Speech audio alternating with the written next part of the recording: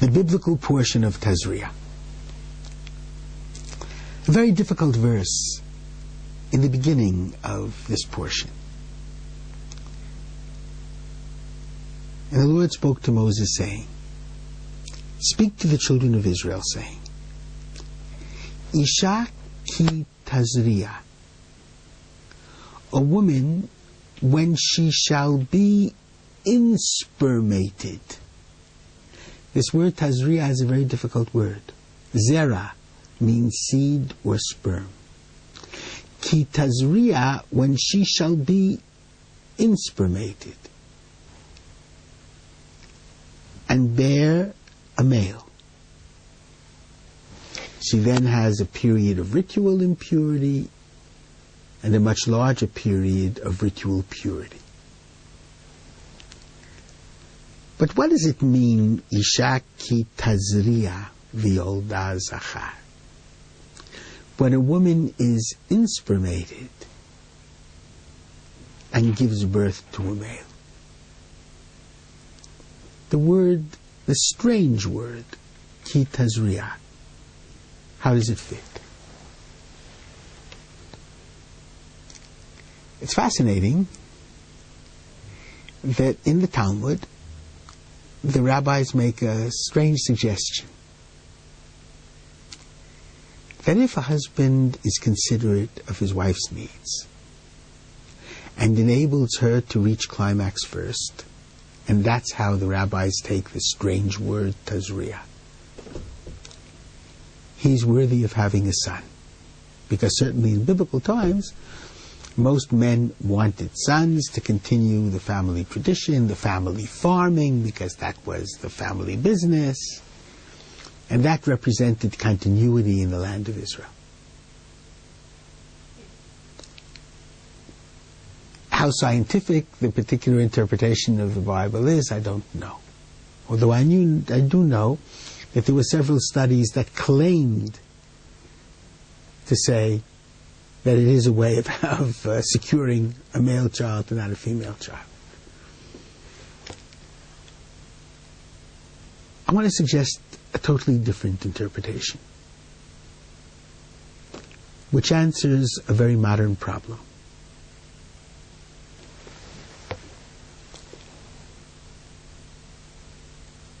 There are many areas of infertility which in our generation we have managed to solve with modern science. One of these is when a woman has an ovum which cannot be fertilized. Or the ovum can be fertilized, but her womb cannot carry the child, the fetus. With either of these problems, the suggestion is what we call a surrogate mother. In other words, if the woman is able to have her ovum fertilized by her husband, but she cannot bear the child, the fetus, then we use the woman's ovum in vitro fertilization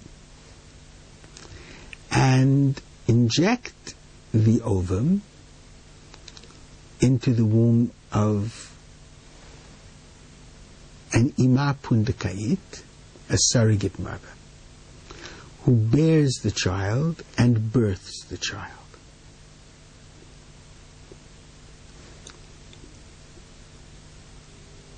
In other cases,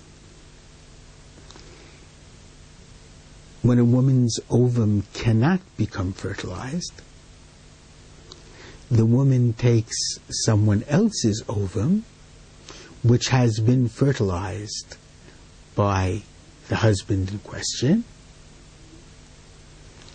and the wife of that husband bears and births the child. And both cases are valid halachically, since Rav Moshe Feinstein, who was the greatest halachic decider of the last century, concluded that artificial insemination, especially if it comes from the father, but in general, artificial insemination is not considered a sexual act. The fascinating religio-legal question is, who is the mother? Is the mother the one with the ovum which is inspermated? Or is the mother the one who bears the fetus and births the fetus? And of course, there are amazing ramifications in each of the two cases that I mentioned earlier as to whether the child, once born, requires conversion or not. If one of the two women, either the one who has been inspermated or the one who is bearing the child, is not Jewish, who determines the religion of the child?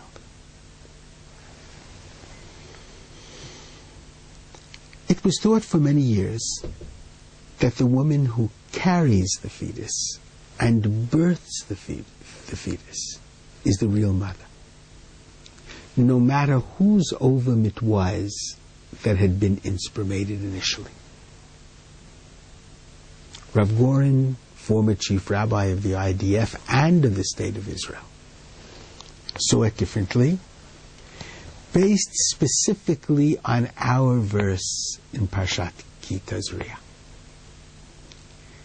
Rav Goren, I think, magnificently, gaonically, interpreted the verse. Speak to the children of Israel, saying, Isha ki Tazria v'yolda zachar, a woman who is inspermated from the word of zera and gives birth to a male child. Why this extra word Tazria, whose meaning is not at all clear? Says Rav Goren, 4,000 years ago, the Bible understood there would be an issue these days about surrogate motherhood.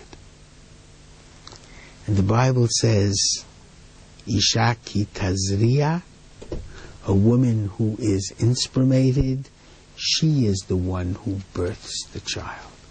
V'yalda zachar. The mother of the baby religiously, halachically, is the one whose ovum has been fertilized.